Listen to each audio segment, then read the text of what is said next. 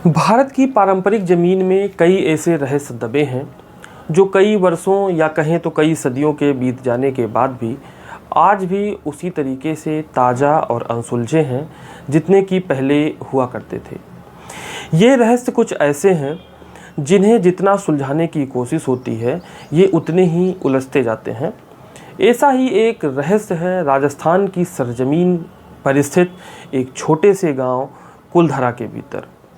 कोई कहता है कि कुलधरा की भूमि पर सैकड़ों वर्षों से भटकती आत्माओं का पहरा है, तो कोई मानता है कि एक श्राप ने इस स्थान की तकदीर बदल दी।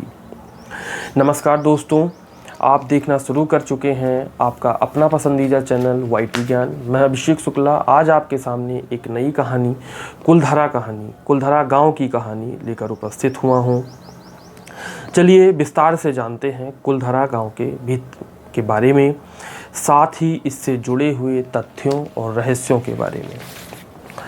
कुलधरा गांव की अगर बात करें तो ये राजस्थान के जैसलमेर शहर से मात्र 18 किलोमीटर की दूरी पर स्थित बसा हुआ एक गांव है। यह गांव 500 साल पहले लगभग 600 घरों और 85 गांवों को मिलाकर बसा हुआ था। आप सपने में भी इस गांव की कल्पना नहीं कर सकते कि रेगिस्तान की भूमि पर इन्होंने रहकर जो चमत्कार किया वो अत्यंत दुर्लभ था और सराहनीय भी था।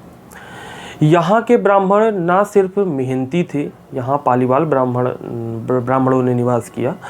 यहाँ के जो ब्राह्मण थे वो ना सिर्फ मेहनती थे बल्कि वैज्ञानिक तौर पर मजबूत और सशक्त भी थे, क्योंकि अवशेषों से ये स्पष्ट प्रतीत होता है कि कुलधरा के मकानों को वैज्ञानिक आधार से बनाया गया था। ये गांव इतने वैज्ञानिक तरीके से बसाए गए थे कि यहाँ पर गर्मी में भी टेम्परेचर कम ही रहता था। आप सराउंडिंग्स में टेम्परेचर देखेंगे, आसपास का टेम्परेचर देखेंगे और कुलधरा गांव के भीतर का टेम्परेचर आज भी महसूस करेंगे तो आपको कुछ ना कुछ कम प्रतीत होगा ही होगा। कुछ लोगों को तो वेद शास्त्रों का भी ज्ञान था। यहाँ के लोगों को इसी ज्ञान से इन्होंने अपने लिए इतना बड़ा साम्राज्य और इतना बड़ा समाज तैयार किया था। जैसलमेर में सबसे ज़्यादा लगान देने वाली जो जाति थी, लगान देने वाले जो लोग थे वो यही थे। इतिहास में ऐसा मिलता है। वास्तु शास्त्र का भी इनको संपूर्ण ज्ञान था। कहते हैं कि राजस्थान के जिस बंजर में पानी नहीं मिलता था, पालीवाल ब्राह्मणों ने उस समय ऐसा चमत्कार किया था कि जो इंसानी दिमाग से बिल्कुल परे था।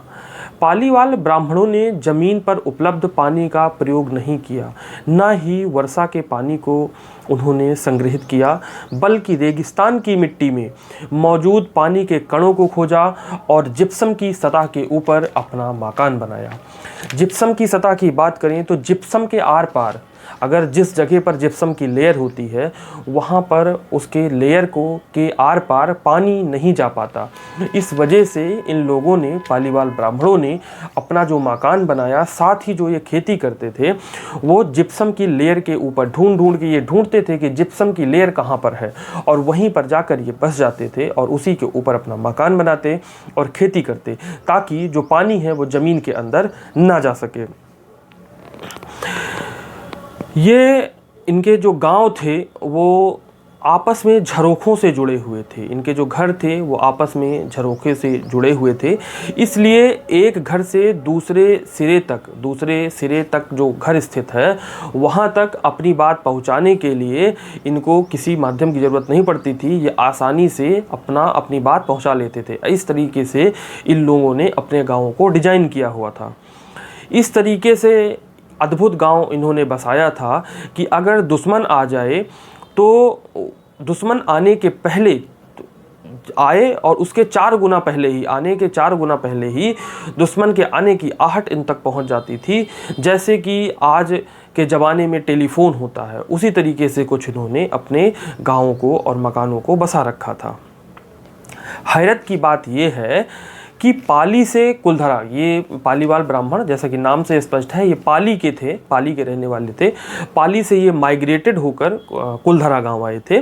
तो कुलधरा आने के बाद पालीवालों ने रेगिस्तान की सरजमीन के बीचों बीच कुलधरा गांव बसाते हुए खेती पर आधारित समाज इन्होंने अपना बनाया था।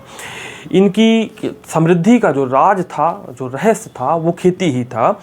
जिप्सम की, जैसे कि बात हो ही चुकी है, जिप्सम की जो परत थी उस परत के ऊपर ये अपना मकान बनाते थे और उसी के ऊपर ये जिप्सम की परत के ऊपर खेती करते थे। ये इतनी तरक्की कर गए अपनी वैज्ञानिक सोच और आधुनिकता की वजह से कि वहाँ के राजा को ये बात हजम नहीं हो पा रही थी कि ये पालीवाल ब्राह्मण इतनी तरक्की कैसे कर पा रहे हैं। जो दीवान थे उस समय सलीम सिंह, उन्होंने इस वजह से खेती पर, जो पालीवाल ब्राह्मण खेती करते थे तो उससे जो उपज होती थी उस पर सलीम सिंह ने टैक्स लगा दिया और यह कह दिया कि जो टैक्स नहीं देगा उसको सज़ा दी जाएगी। बाद में इनकी समृद्धि को देखते हुए टैक्स की दरों को और बढ़ा दिया गया। तब पालीवाल ब्राह्मणों ने कर देने से मना कर दिया। इसी बीच एक हादसा होता है, वाकया होता है कि सलीम सिंह को पालीवाल ब्राह्मणों के जो मुखिया थे उनकी बेटी पसंद आ जाती है। उनकी बेटी पसंद आ जाती है तो वो मुखिया से कहते हैं कि आप अपनी बेटी की शादी हमसे करा दीजिए या हमें दे दीजिए। ये बात पालीवाल ब्राह्मणों को उचित नहीं लगी। इस वजह से उन्होंने और साथ ही सलीम सिंह ने धमकी दी थी कि अगर ऐसा नहीं किया गया, अगर बेटी नहीं दी गई मुझे, तो इसका अंजाम भुगतने के लिए तैयार रहें। तो अपने आत्मसम्मान और स्वाभिमान को की रक्षा करते हुए पालीवाल ब्राह्मणों ने 85 गाँवों की एक महापंचायत बुलाई और उस महापंचायत में रातों रात ये निर्णय लिया गया कि वो कुलधरा गाँव को खाली कर देंगे और यहाँ से चले जाएंगे।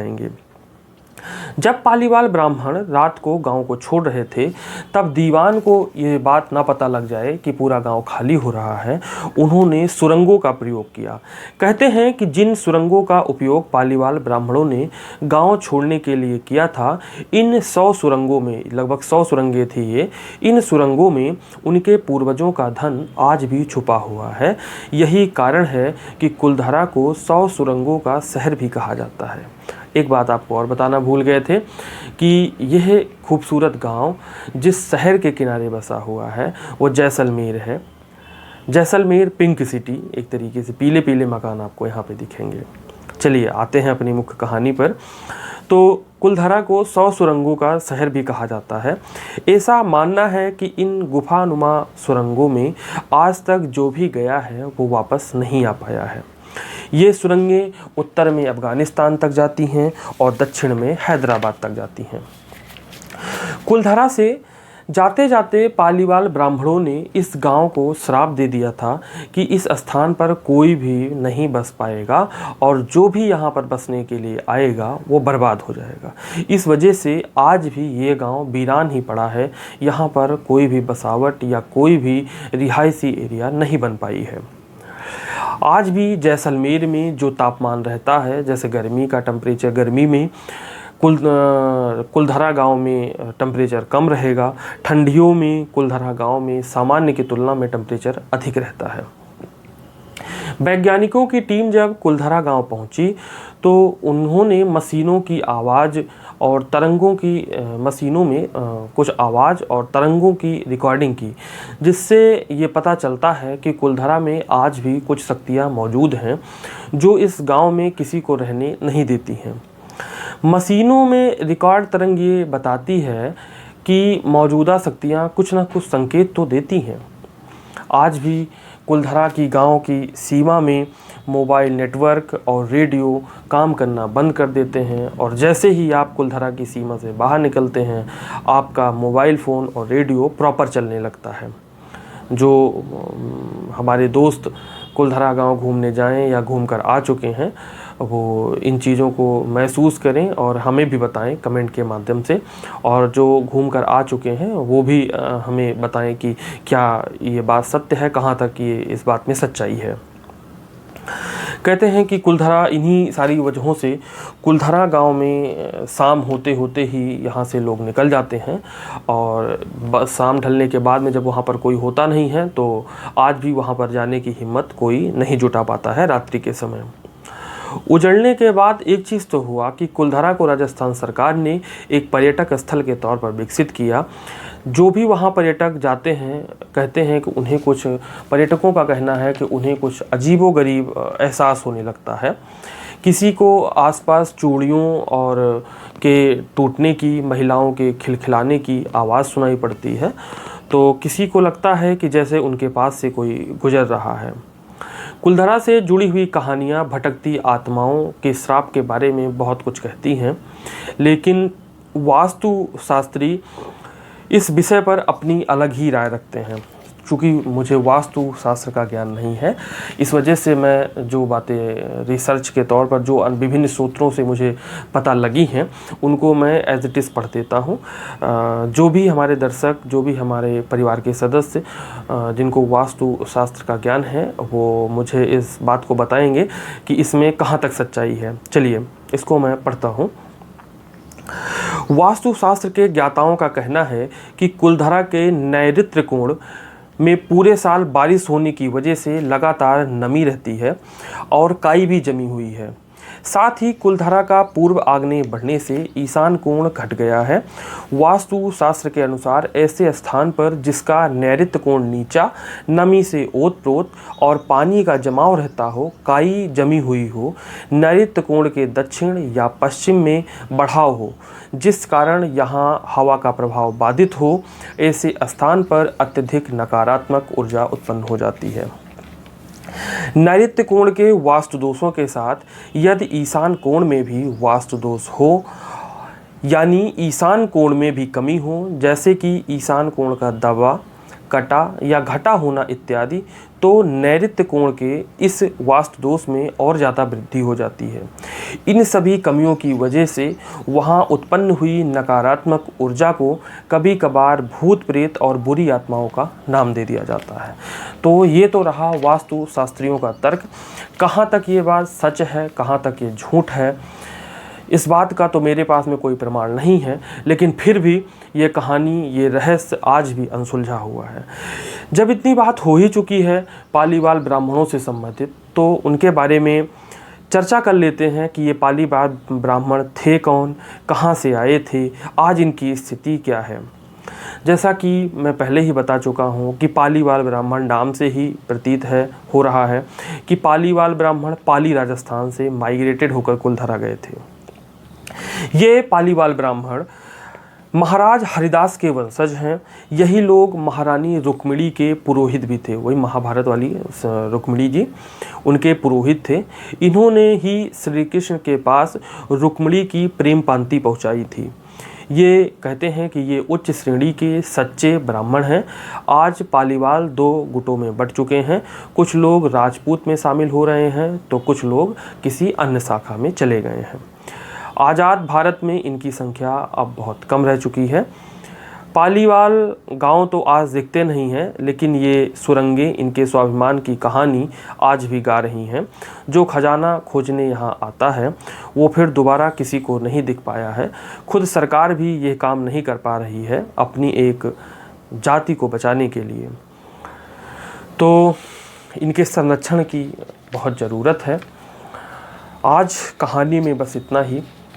उम्मीद है कि आपको ये कहानी पसंद आई होगी। और एक विशेष बात, मैं जो भी कहानियाँ आपको सुनाता हूँ, मेरी कोशिश रहती है कि विभिन्न स्रोतों से, विभिन्न माध्यमों से उसको मैं वेरीफाई कर लूँ।